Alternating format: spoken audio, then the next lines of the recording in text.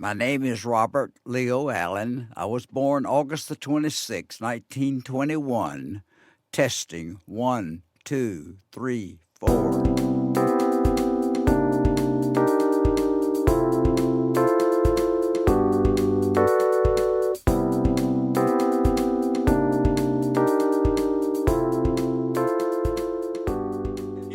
All right. Good evening from Point of Rock Studios. On behalf of 90 over 90, I'm Rob Sumner. It's my privilege and pleasure to talk with Robert Leo Allen. Bob was born on August 26, 1921 in Packlet Mills, South Carolina. He's married to Mary Bice Allen, and together they raised 5 children, 5 girls. God bless you, Mr. Allen. Thank you. Janet, Novelyn, Kay, Judy, and Angela. They're the proud grandparents of 5 and great-grandparents of 1. Bob graduated from Wofford College in 1943 and served in France during World War II. He is retired from a 40-year career with Southern Bell. Bob, thanks for being here. Good to see you. Good to see you again. Well, I know we spent a little time together here the last several days or weeks. I wanted to start with what I think is a very intriguing part about your early life, and that is where you grew up. I mentioned in the intro that it was Packlet Mills, South Carolina, and that was a unique community. I want you to tell me a little bit about it and tell kind of what you remember, some of your earliest memories. Packlet Mills at one time was called Trough, South Carolina. Trough, Trough Shoals. And in the early 20s, it was changed to Packlet Mills. The property was bought by Mr. John H. Montgomery and Mr. Seth Milligan. Mm-hmm. And they established the community there on several hundred acres. So it was a mill town built around a mill, but it was designed and put together by these two gentlemen. By these two gentlemen, yes. And you were born there? I was born there in 1921, and it's, as we've talked before, and I've mentioned to you, it was a unique community. How? It was planned, very well planned, organized by Mr. Milligan and Mr. Montgomery, and they took personal interest in the community. They owned everything. The schools was private. We had probably #1 school in the state. At one time through the 11th, but later changed to 7th grade levels. And the owners of the community, the mill community, pretty much dominated what went on there. They hired the teachers. They hired a doctor to serve the community. They hired a nurse to serve the community. And they provided the community with a nursery for the children of the women that wanted to work. Now, your dad worked there, right? And my dad worked there. He began working there when he was about, I imagine, 14 years old.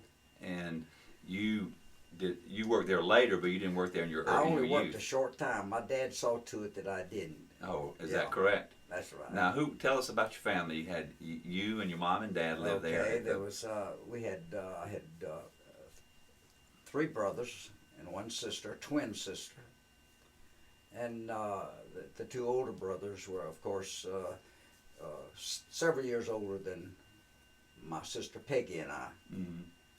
And they had finished college by the time we came along and began to recognize what life was all about. Well, what kind of household did you grow up in?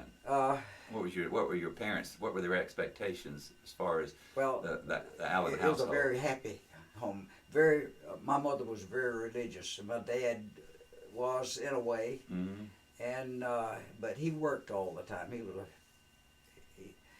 He had to work. Mm-hmm. And as I mentioned to you earlier, he was a very frugal individual, and he saved a portion of every dime he ever made. Mm-hmm. For what purpose? Education. All he ever dreamed of was seeing his children go through college, and he educated all 5 of us. And as far as I know, he never borrowed a dime to do it. Now, he was not college educated. He went to about the 4th grade. And that's then began working, I guess, soon after Began working in the mill, but later on he did take a correspondence course with the International School of Correspondence that. Uh-huh. in textile management and engineering.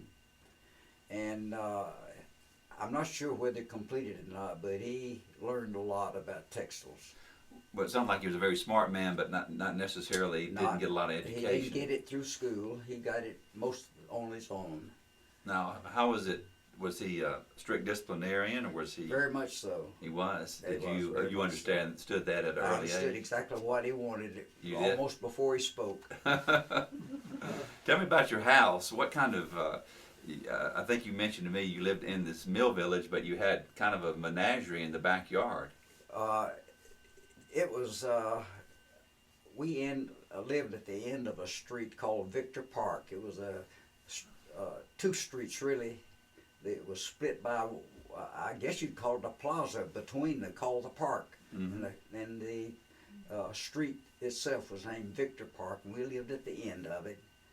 And we had all the property we needed to plant garden, raise chickens and cow and a pig, and then we just had everything we wanted. Garden. Did you use that for your daily food and all that? We didn't very seldom ever had to go to the store to buy anything except maybe the things that we couldn't grow in the garden. Of course, if you went to the store, you went to the company store. Company store. And that's where you bought most of your other necessaries, I guess. That's right. Plus, there was a little private store that we did do a good bit of trading with. Now, you said your mom and dad expected you to get an education, and that, I think, meant, of course, finishing 12th grade. Did you go 12th or 11th grade? 11th grade, and then you went to college at Wofford in Spartanburg. Right. And at that time, Wofford was an all-boys school. All boys, yeah. What do you remember about that experience? Well, it was a very interesting school.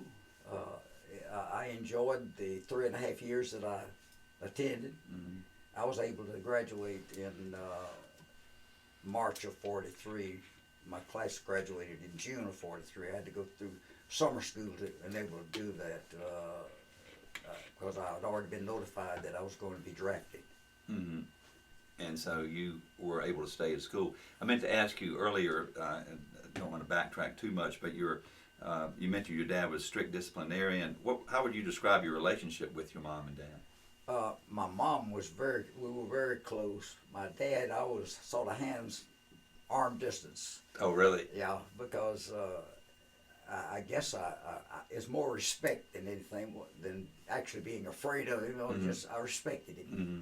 because he didn't tell me but one time what to do. You probably didn't have to, though. Didn't have to.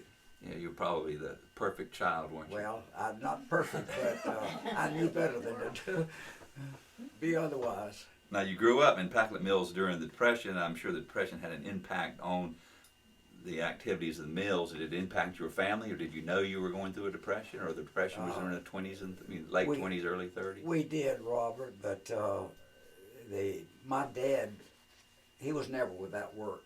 Mm-hmm. I think that at one time he'd do as many as take 3 jobs and do them.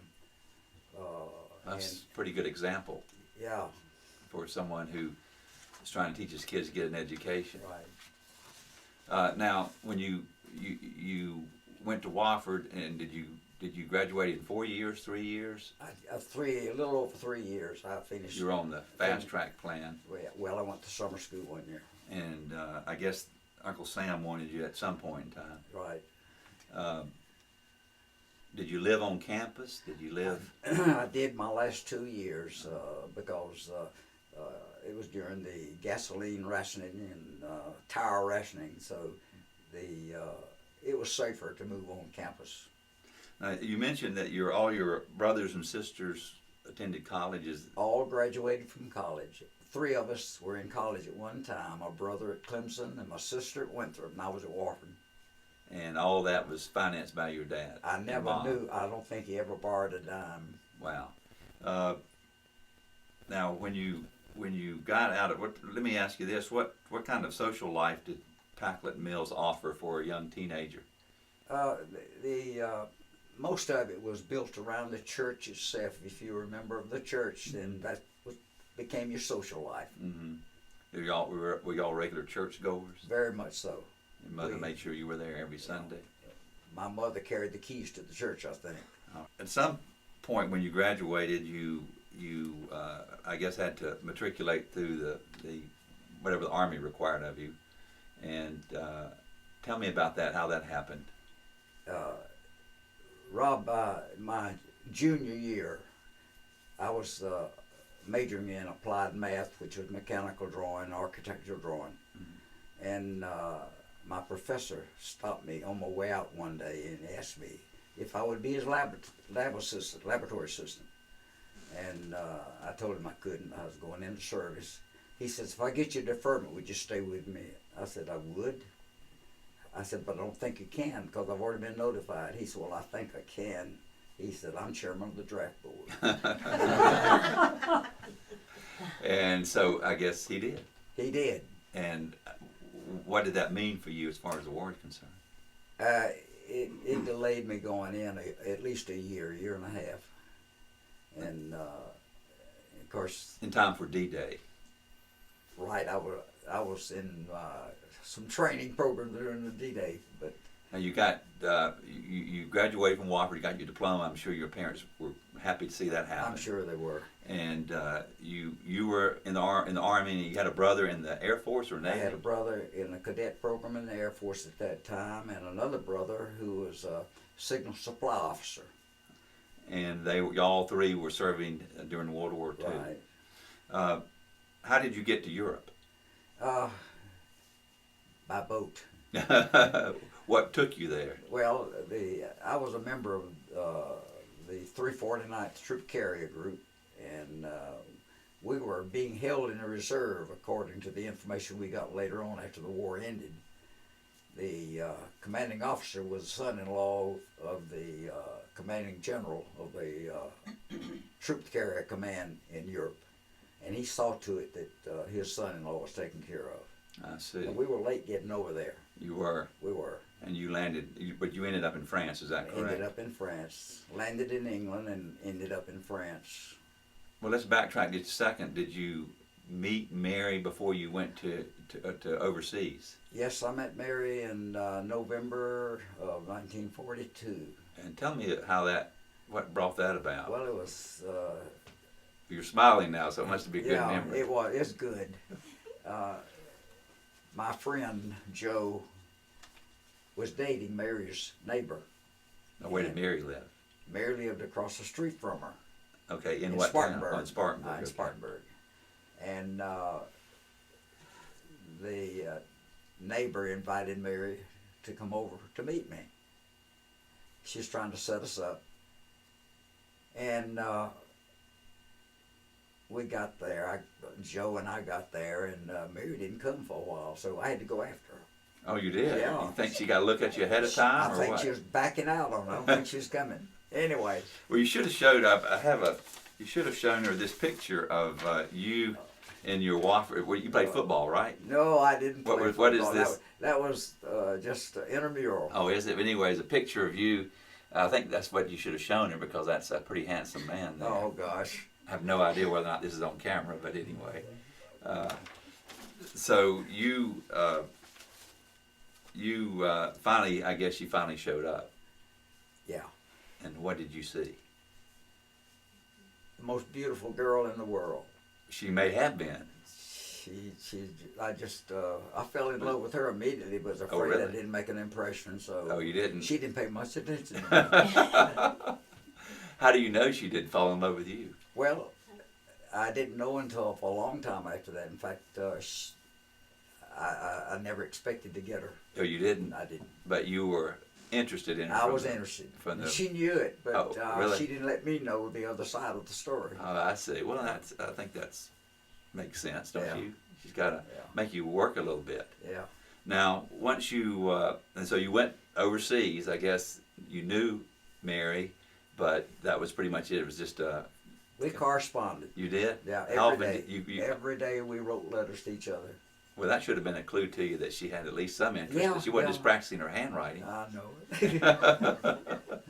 And so you wrote her every day while you were in every Europe. day. And you received letters, I guess, from time to time back when you could. Well, when I went overseas, it was about 6 weeks where I didn't receive any mail, and all of a sudden the mail came in, and I got those 26 letters all at one time. Oh, you did? Now, when we were talking earlier, you mentioned about an event I thought was worthy of mentioning. You tried to volunteer for a mission. Why do you? I think that's interesting. I think it's would be something that folks might enjoy hearing about. Do you recall what I'm talking about? No, I don't recall just Where exactly. you were asked to go on a mission, and another gentleman who was Oh asked gosh, to yes. take your place. That was before I got into the Air Corps. It wasn't really a mission. It was during basic training, and I was on a Sunday afternoon, bad weather. The first sergeant, I was in the orderly room reading the bulletin board. He came in and said, "I need one man to go set up bivouac area." And he said, "Allen." I said, "Oh my goodness, in this type weather?" And a Corporal Risk was standing there. He said, "Let me go." He said, "I want to go." And the sergeant said, "I don't care who goes. I need a body." And he went and was killed in a head-on collision. In the Jeep. During a blackout, it was during maneuvers, and he was killed in a head-on collision with another Army vehicle. And you found out about that later The on. next morning, real early, yeah. What were your Oh, thoughts? I was sad. It just tore me up, really. Mm-hmm. In fact, I still have problems with it. Yeah. Well, I'm sure a lot of people were in that same position from that war. Oh, I'm sure. Wondering. I'm sure they were. Wondering why them. Yeah. Why they were able to Yeah. to live. Now you ended up in the Air Corps, and so you were responsible for make sure airplanes were working properly. I was. I graduated from radar school, and we had to. There was about 12 of us assigned to our group, our squadron, Mm-hmm. and we were responsible for the pre-flighting of the planes before they could take off. It was pre-flighting the electronic equipment on the airplane. And if we signed off on it, the plane was ready to go. If we did not sign off, the plane couldn't leave the ground. And so you were responsible, We felt Mechanically. that responsibility. and so you wanted to make sure the planes came back, Yeah. obviously. And now you were in Paris at kind of a critical part of the war. Tell us The about day that. the war ended in Paris, In Europe? in Europe, I was in Paris on a R&R, recreation and recovery. Anyway, I happened to be in Paris the day the war ended. Were you with some friends? I was, Tell me about what that experience was like, what you remember about it, because it must have been Well, a it was very the most- happy day. It was the happiest day, one of the happiest days of my life, really. Oh, really? And it was obvious it was a happy day for the French, too, because it was dancing in the street, champagne, vodka, and all the drinks were flowing like water. Of course, you didn't have any of that, but I never tasted it. now you were with some buddies there, I guess. Right. How did you find out the war was over? By the yelling and the screaming, and So that was your notice of it. That was all. Yeah. You knew there was a celebration I going knew on. there was something going on, and learned that the war was over. And so you just kind of worked the streets of Paris that day. Right. That must have been a great It was memory. exciting. We Yeah. didn't take anything for the experience. Not too many people were able to do that, No, that's right. especially Americans. Right. So I guess you were hustled back to your wherever you were stationed, or how long did you stay in I Paris? only stayed that day. You did? We were about 50 miles from Paris at the time. Mhm. And you got back to where you were. Right. And I guess they told you, confirmed for you that The the war was over. over. At least the And war. they were celebrating war too. in Europe. Right. Did you know what was going to happen to you after that? Yes, we processed then and moved from a staging area in France down to the port of Marseille to go to the Pacific. And the war in Japan ended, and Before they could. they diverted our transport to the United States, so I never got to the Pacific. All right, there's another story about the war, and forgive me for asking this, but it's been so much time on it. But I think it was interesting, and that's why I mentioned earlier you had some siblings in the war. You had a happy reunion with one of your brothers. Why don't you tell about how that happened and what kind of experience that was? My brother Harry was, he's about 14 years older than me, and he was a lieutenant colonel in the Signal Corps. Mm-hmm. And It's kind of a big job, wasn't it? Yeah, he was supply officer for the 15th Army, signal supply officer, and he called me on the 4th of July and told me that he was going to be in my area and wanted to see me. He was in Wiesbaden, Germany, and he flew in to How see long me. had it been since you'd seen him? A couple of years. Mm-hmm. And he came in and flew in. He had availability of a plane. He could call on anytime he needed it. Uh-huh. And he flew in to see me and spent the day with me. Did you show him off a little bit? Yeah, I even carried him to the enlisted men's luncheon. Oh, did you? At the mess hall. Yeah. And I assume that y'all were glad to see each other and we were. got to spend some good time together. We did. Now, you got back from the war, and I guess I don't know how many letters, 450 letters later. Yeah. How did you get around to deciding that you were going to marry? We had Mary? we had decided before, Oh, you had. corresponding, Uh-huh. that we were going to get married as soon as I got back, and we married. I got returned from overseas on a Friday, and 2 weeks from that date, on a Sunday rather, we got married. Wow. Yeah, She didn't. we back were out. determined. Oh, it sounds like Yeah, you were. yeah. You probably didn't have a job, did you? Didn't worry about a job. I was still in service. Oh, so, you were. you know, Okay, you were still drawing But it. I went to Texas for the last 6 months, and I didn't take her with me because it was just too much of a chance to get out there and not find a place to live. Mm-hmm. Now, I know we can talk about and I'm not going to spend the time talking about your long career at Southern Bell, other than to say that somehow during that time you managed to raise 5 girls. And I've got to ask you, with Mary and the 5 girls, what kind of life, or what can you recall about that? What was it like living with 6 women at one time in that household? It And- was wonderful. It was. But I didn't realize that I wasn't doing much. She was doing it all. Oh, was she? Mary did it all. She deserves full credit. Well, that's.